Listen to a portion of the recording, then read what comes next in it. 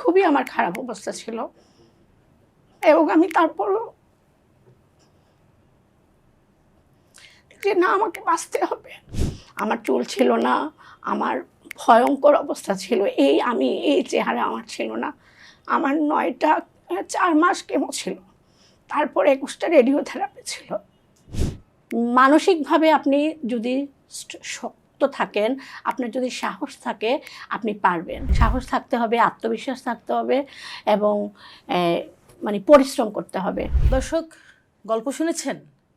একজন মানুষের গল্প, একজন হার না মানা উদ্যোক্তার গল্প, যিনি প্রতিদিন শত বাধা পেরিয়ে নিজের স্বপ্ন নিয়ে ছুটে চলেন।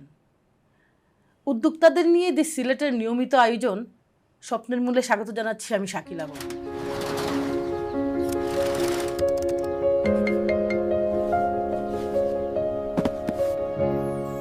দর্শক, স্বপ্নের মূল্য অনুষ্ঠানে আজকে এমন একজন মানুষ উপস্থিত হয়েছেন যিনি তার উদ্যোক্তা জীবনে প্রচুর চড়াই উতরাই পার করেছেন।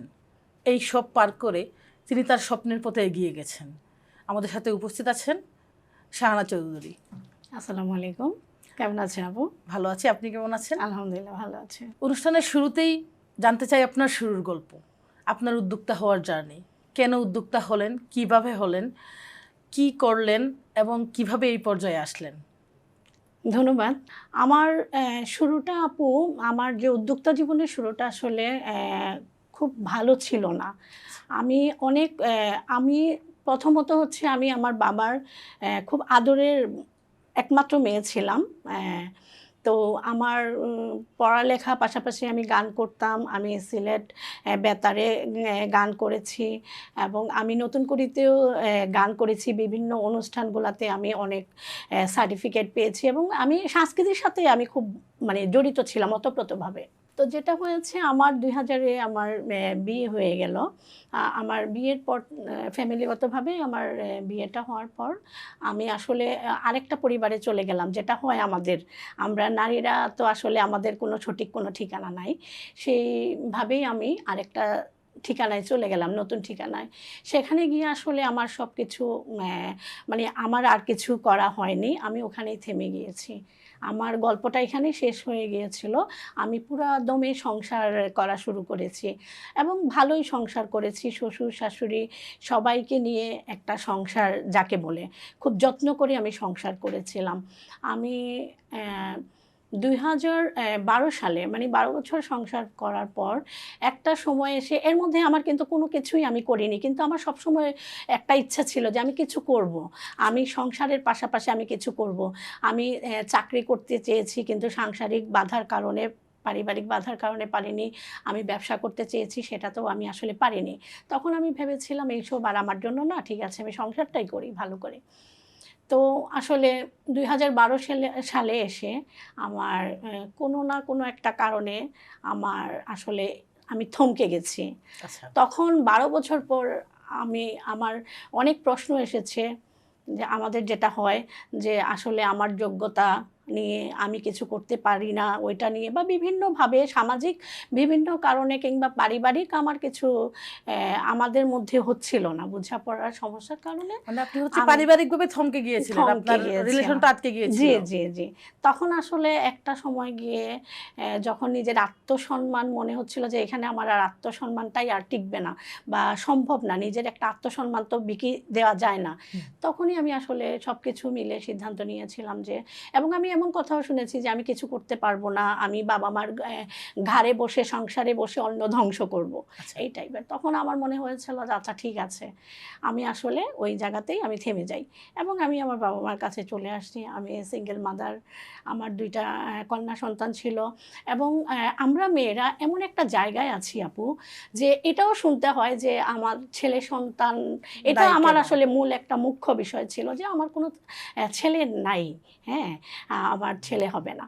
তো ওইটার কারণেও আসলে এটাও একটা বিরাট একটা বিষয় ছিল। ছেলে তো আসলে আমি বানাতে পারবো না। তো ওই বিষয়টার পরে গিয়ে সব কিছু মিলে আমি আমার বাবার বাড়িতে চলে আসি এবং আমি একটা পর্যায়ে তো উদ্যোক্তা জার্নিটা শুরু করেন। হ্যাঁ, তখনই আমি মানসিকভাবে অনেক ভেঙে পড়েছিলাম যে এখন আমি কি করব, কিন্তু আমার কিছু করতে হবে। আমি তো এইভাবে আমি তো এরকম ছিলাম না।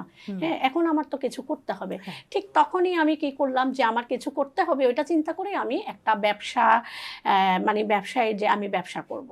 আমি চাকরি করব না, কারণ 9টা 5টা চাকরি আমার পক্ষে সম্ভব না। আমি একটু হচ্ছি কেমন বাধাহীন মানুষ। দরকার। হ্যাঁ, একটু ফ্রিডম লাগবে। আমি আমার ইচ্ছা মতো আমি চাকরি করব, কিন্তু কিভাবে করব, শুরুটা কিভাবে করব, সেই শুরুটাই তো আমি করতে পারছিলাম না। আমার ছোট ভাই তার ব্যবসা ছিল ঠিক এই সাদিক টাওয়ারের নিচেই। সাদিক টাওয়ারটা তখন ছিল না, ঠিক এই নিচেই এফএনএফ একটা শোরুম ছিল। আচ্ছা। ওইখানে তখন আমার ভাই বললো, তুমি যদি বিজনেস করো, বিজনেস শিখতে হবে, না হলে তো তুমি পারবা না। তাহলে ঠিক আছে, তুমি এখানে শুরু করো, তুমি আমার ওইখানে দিয়েই তুমি শিখো, সব কিছু করো, আমাদের কোনো সমস্যা নেই। তখনই আমি আমার ভাইয়ের দোকানটাতে, শোরুমটাতে আমি সময় দেওয়া শুরু করলাম এবং ব্যবসা মোটামুটি আমার শিখা শুরু করলাম। আমি ইন্ডিয়া থেকে প্রোডাক্ট আনা থেকে শুরু করে সব কিছু মিলিয়ে। এবং এখন চিন্তা করলাম যে ওইটা তো ভাইয়ের, আমি কি করব, আমি একটা কিছু করব। এবং সেইটা চিন্তা করে আমি ওই যে মেলাগুলা যে হয় উদ্যোক্তাদের, আমি তখন দেখছিলাম। এবং আমার এক ফ্রেন্ড ছিল রাখি মনি সিনহা, সে আমাকে খুবই মেন্টালি সাপোর্ট দিয়েছে এবং সে বলেছে, তুই যদি কিছু করতে চাস, চল, মেলা আছে, তুই ওইখানে স্টল দিতে পারিস, তুই তো এখন অনেক কিছু জানিস। তখন আমার তো টাকা পয়সা নাই, কিভাবে আমি করব। তখনই আমি আব্বাকে বললাম, আব্বা আমাকে অল্প কিছু পুঁজি দেন, আমি এটা আপনাকে ব্যাক করব, আপনি আমাকে ধার হিসাবে দিবেন এটা। তখন আব্বা বললো যে, তুমি আমার মেয়ে, তোমার কি ধার হিসেবে নিতে হবে, তোমার কত লাগবে বা কিভাবে লাগবে। আমি বললাম, না, আমি বেশি কিছু নিব না, তবে ধার এটা আমি আপনাকে আবার দিয়ে দিব। এই ছিল আমার শুরু। আব্বার থেকে আমি 20,000 টাকা নিয়েছিলাম 2012 সালে। আমার 2012-তে আমি এই 20,000 টাকা নিয়ে আমি স্টল দিলাম মেলায়, উদ্যোক্তা মেলায়, এই প্রথম। এবং 7 দিনে আমি 3.5 লক্ষ টাকার উপরে সেল করেছিলাম, আলহামদুলিল্লাহ। এবং আমি বেস্ট সেলার হয়েছিলাম, অ্যাওয়ার্ড পেয়েছিলাম বেস্ট সেলারের ওই মেলায়। তখন তো আমার মানে আনন্দের সীমা নাই যে আমি আসলে পারবো। এই আমার সাহসটা আস্তে আস্তে হলো যে আমি পারবো। আমাকে তখন একটা সংগঠন, তৃণমূল নারী উদ্যোক্তা সোসাইটি, গ্রাসরুটস, হিমাংশুদা, তখন দাদার সাথে আমার ওইভাবে উদ্যোক্তাদের ইয়েতে পরিচয়।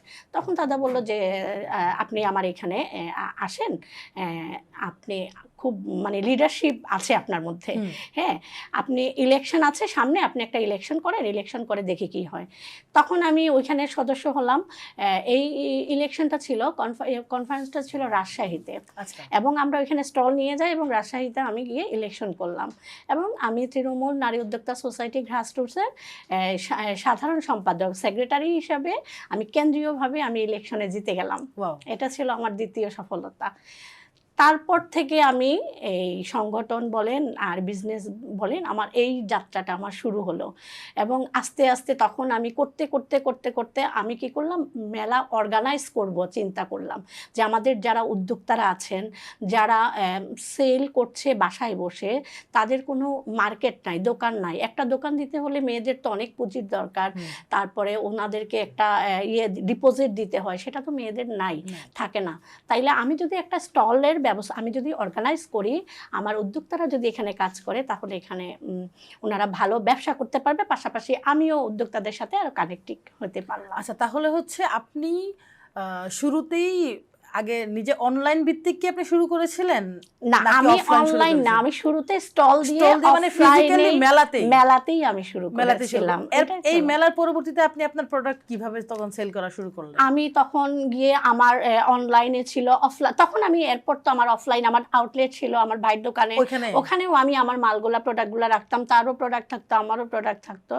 এবং এভাবেই আমার মানে অনলাইন অফলাইন দুইভাবেই আমার বিজনেসটা শুরু হলো। আচ্ছা, দেন হচ্ছে আস্তে আস্তে আপনি তখন ওই যে আপনার একটা বাতি ফাউন্ডেশন নামে একটা সংগঠন আছে, ওই সংগঠনের মাধ্যমে আপনি অর্গানাইজ করছেন, অন্যান্য উদ্যোক্তারা এই ক্ষেত্রে সহযোগিতা পাচ্ছেন। জি জি জি। এবং উদ্যোক্তাদেরকে অনেক, ওনারাও আমাকে সাপোর্ট করছেন, আমি ওনাদেরকে সাপোর্ট দিচ্ছি যে আপনারা দোকান করেন, ব্যবসা করেন। ওই থেকে আসলে আমার শুরু। এবং আমি পরে আমি তো আমার পোশাক, আমার একটা বুটিক্স হাউস, আমি রান্নাবাড়ি, রেস্টুরেন্টটা যখন দিলাম, তখনও আসলে অনেক বাধার সম্মুখীন হয়েছি যে তুমি ছেলে মানুষ না, তুমি মেয়ে মানুষ, মেয়ে মানুষরা তো এগুলো পারে না, তুমি কিভাবে রেস্টুরেন্ট করবা, এটা তো সম্ভবই না। তারপর কি হয়েছিল? আমার ভাই বলল যে না তুমি পারবা, তুমি করো। আম্মাকে সে বুঝালো যে না ও পারবে। তখন আমার রেস্টুরেন্ট আমি ওপেনিং দিলাম এবং খুব ভালো আমার ডিফারেন্ট একটা লুকে আমার রেস্টুরেন্টটা দিলাম এবং আলহামদুলিল্লাহ খুব ভালো সাড়া পেলাম। হ্যাঁ, রান্নাবাড়ির রেস্টুরেন্টের প্রচুর হাইপ ছিল, অনেক খিচুড়ির সাথে ভর্তার জি বেশ জি জি একটা ছিল, মটকা কম্বিনেশন। বিরিয়ানি ছিল, হ্যাঁ। মটকা বিফ ছিল, এগুলা খুব বেশি আমাদের ট্রেন্ডে ছিল। কিন্তু আমি এই রেস্টুরেন্টটা দেওয়ার 2 বছরের পর আমি থমকে গেলাম, আবার থমকে গেলাম।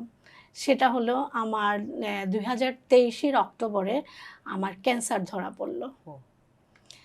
তো ক্যান্সারটা ধরা পড়ার পরে যখন জানলাম যে আমি ক্যান্সার আমার ধরা পড়েছে, আসলে আমি তখন বুঝতে পারছিলাম যে আমার কি হবে বা এখন কি করব। আমার 2টা মেয়ে, একটা ছেলে, মানে সব কিছু মিলে আমার অন্ধকার মনে হচ্ছিল। ঠিক তখনই আবারও সেম অবস্থা, যে আমার ভাই যখন জানলো সে বলল যে তোমার কিছু হবে না, তোমাকে আমরা ট্রিটমেন্টের জন্য, ভালো ট্রিটমেন্টের জন্য আমরা দেশের বাইরেই পাঠাবো, তুমি ওখানে ট্রিটমেন্ট করবা, তুমি ভালো হয়ে যাবা। কিন্তু আমাদের সমাজ যেটা হয়, সমাজে যে ক্যান্সার মানেই তো আর বাঁচবে না, এমন একটা অবস্থা। বিভিন্ন জনে বলা শুরু করলো। আমার মেয়ে বড় ছিল, আমার মেয়ে তখন অনার্সে পড়ছিল মেট্রোপলিটনে, যে মেয়ে বড় হয়েছে, মেয়েটা বিয়ে দিতে পারলো না, ও তো আর বাঁচবে না, এখন কি হবে, মেয়েকে বিয়ের ব্যবস্থা করো বা মেয়েটাকে দেখো বিয়ে দিতে পারো কিনা। আমি কিন্তু আপনাকে সবাই বলতেছেন এরকম কথা? আমাকে, হ্যাঁ আমাকেই বলতেছিল সরাসরি। অনেক আত্মীয় স্বজনরা বলছিল যে মেয়েকে বিয়ে দাও। আসলে তখন আমি বুঝতেছিলাম না যে আসলে কি করব বা কি করা উচিত আমার। একদিকে আমি, একদিকে সমাজের সবাই, বিভিন্ন জনে বিভিন্ন, অনেকে বলতেছিল যে তোমার বিজনেসটা বন্ধ করে দাও, রেস্টুরেন্ট এখন কে দেখবে এসব, তুমি তো, তোমার কি হবে। বা আমার মেয়েকেও অনেকে বলছিল, আমার বড় মেয়েদেরকে, যে তোমার মাকে বলো ব্যবসা বন্ধ করে দিতে, তোমাদের এখন কি হবে, তোমরা ইয়ে করো, তোমার মার তো অনেক বড় একটা রোগ, এই রোগে তো কেউ বাঁচে না। তখন কি আপনারও ক্ষণিকের জন্য মনে হয়েছিল আসলেই সব শেষ? আমি আসলে আপু, আমি কেন জানি না, আমার অনেক সাহস, আমি প্রচণ্ড সাহসী একজন মানুষ। আমার ভিতরে মানে ঝড় বইছিল, কিন্তু আমি প্রকাশ করছিলাম না। আমার মনে হচ্ছিল এখন ঠিক ওই রকমই। আমার মনে হচ্ছিল কি হয়েছে, মৃত্যুর মালিক তো আল্লাহ, আমার যদি হায়াত না থাকে, যে কোনো সময় মারা যাব, তা আল্লাহ যা করবে সেটাই হবে। কিন্তু আমার মনে হচ্ছিল তখন যে আমাকে বাঁচতে হবে, আমাকে বাঁচতে হবে এবং আমি বাঁচবো ইনশাল্লাহ, আল্লাহ যদি হায়াত দেয়। আমি বলেছিলাম ঠিক আছে, আমার রেস্টুরেন্ট থাক, সব কিছু যেভাবে চলছে চলুক, আমি যদি মারা যাই তখন তোমরা যা ইচ্ছা করো, আমার বিজনেসগুলো আমি ছাড়বো না, আমার বিজনেসগুলো যেভাবে আছে ওভাবেই চলুক। আমি 2 থেকে 3 দিনের ভিতরে আপু, কেউ নাই আমার সাথে। তখন পাসপোর্টের বিষয় ছিল, ভিসার বিষয় ছিল, ইমার্জেন্সি আমাকে চলে যেতে হবে। তখন আমার ভাই বলল যে তুমি কি একা যেতে পারবা?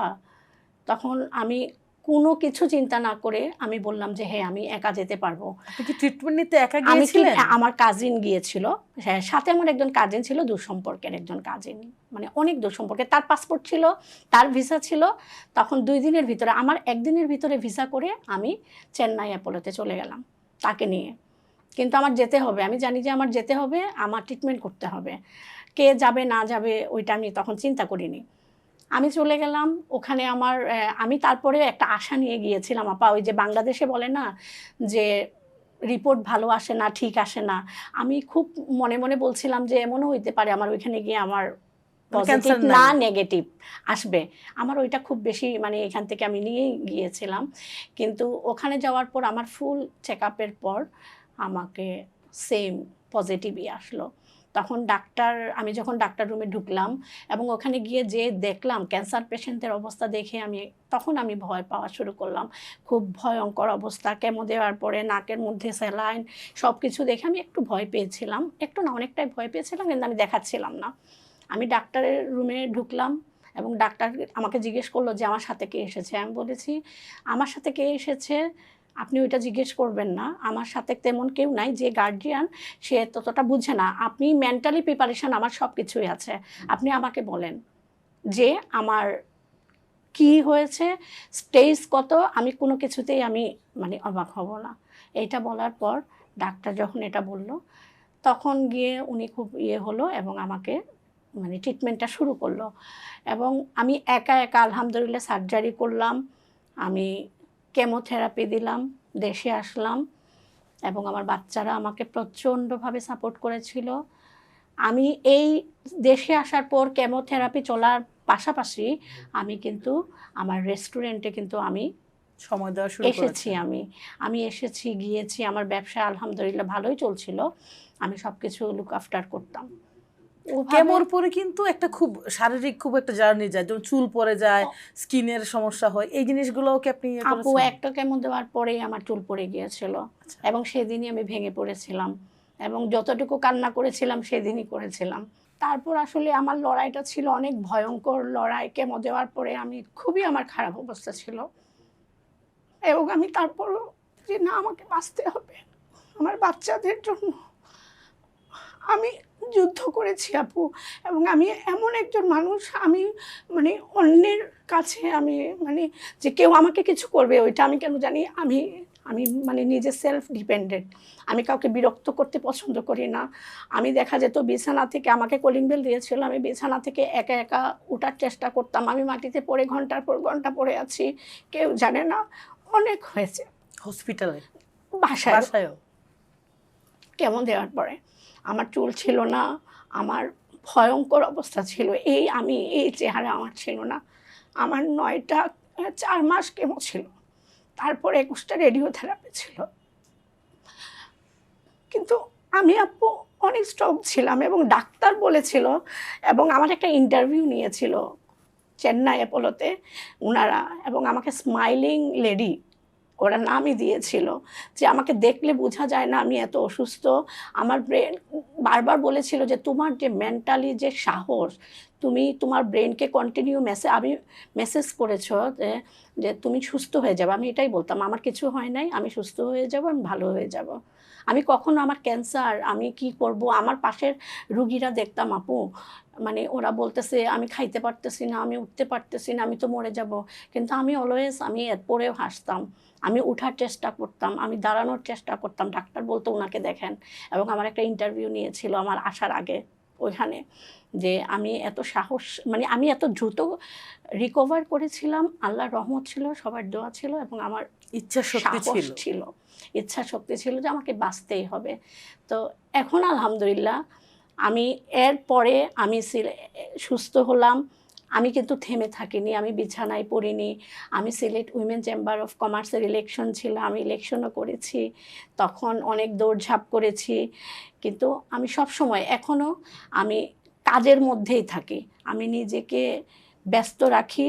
আমার এটা একটা ভালোবাসার জায়গা হয়ে গেছে, উদ্যোক্তাদের নিয়ে কাজ করা, বিভিন্ন ট্রেনিংগুলো করানো, উদ্যোক্তাদের আমি যে এক্সিবিশনগুলো করি, অর্গানাইজ করি, সব কিছু মিলিয়ে আপু আমার জার্নিটা হচ্ছে যে একটা মানসিকভাবে আপনি যদি শক্ত থাকেন, আপনার যদি সাহস থাকে, আপনি পারবেন।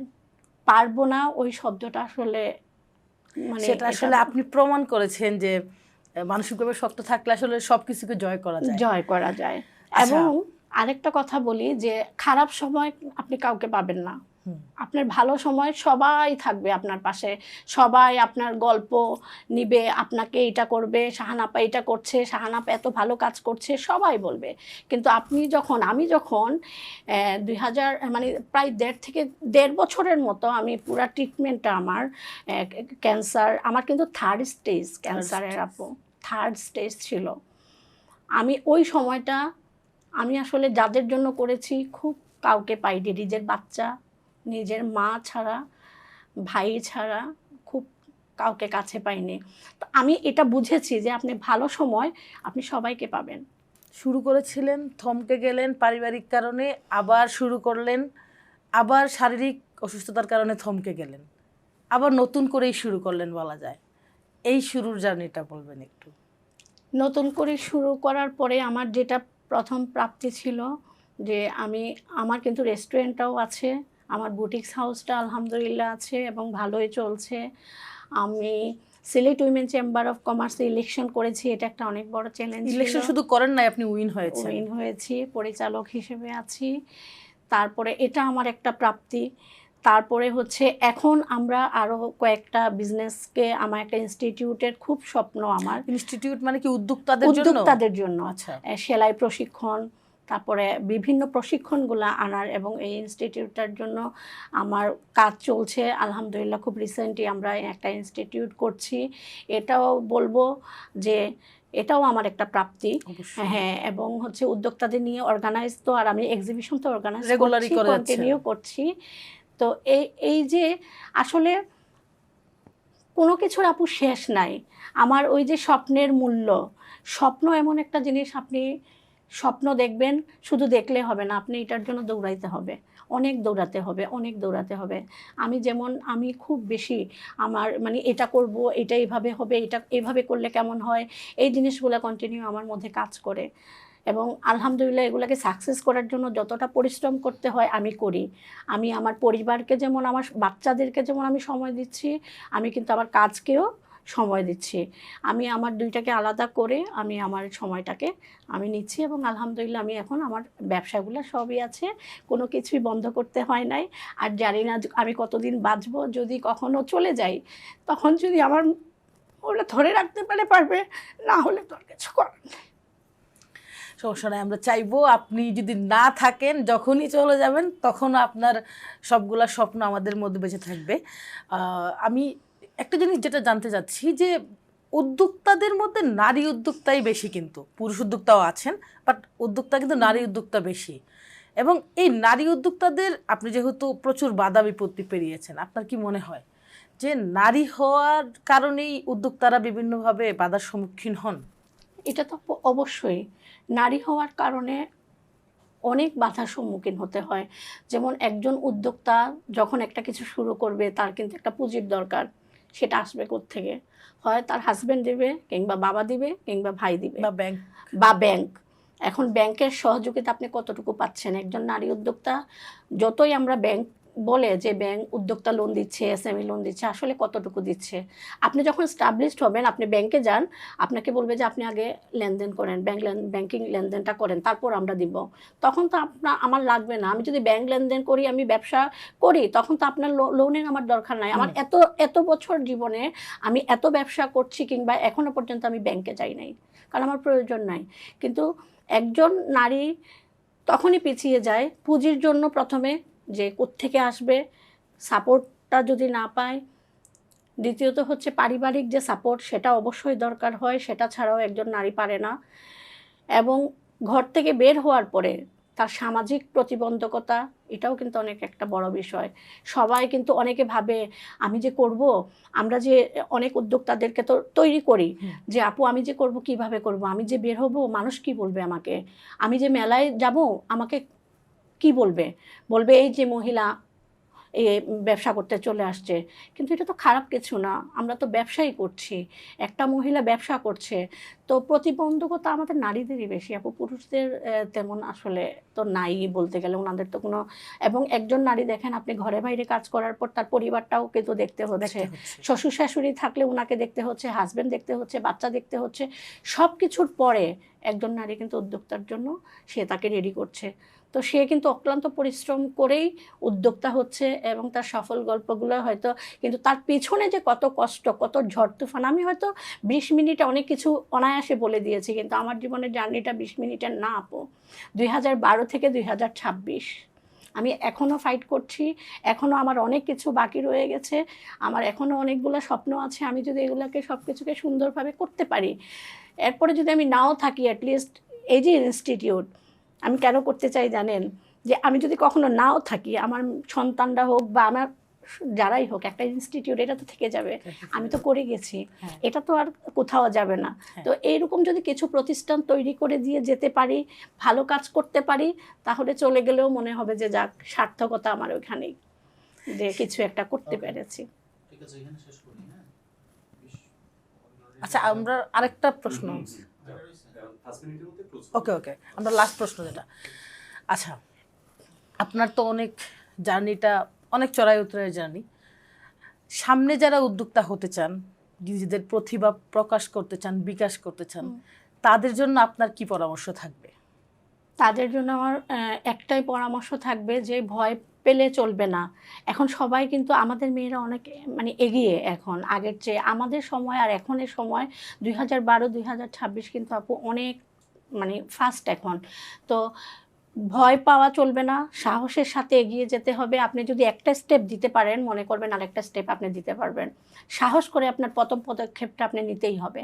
তখন আপনি দ্বিতীয়টা পারবেন। সাহস থাকতে হবে, আত্মবিশ্বাস থাকতে হবে এবং মানে পরিশ্রম করতে হবে। তাহলেই কিন্তু আপনি একটা ভালো জায়গায় অবশ্যই আপনি যেতে পারবেন এবং ভালো কাজ করতে পারবেন, আমার কাছে মনে হয়। ধন্যবাদ আপা আপনাকে। আমাদের স্বপ্নের মূল্য অনুষ্ঠানে আপনার আসলে নিজের স্বপ্নের অনেক গল্প শুনলাম এবং এই স্বপ্নের জন্য আপনার কী পরিমাণ মূল্য দিতে হয়েছে সেটাও আমরা শুনলাম।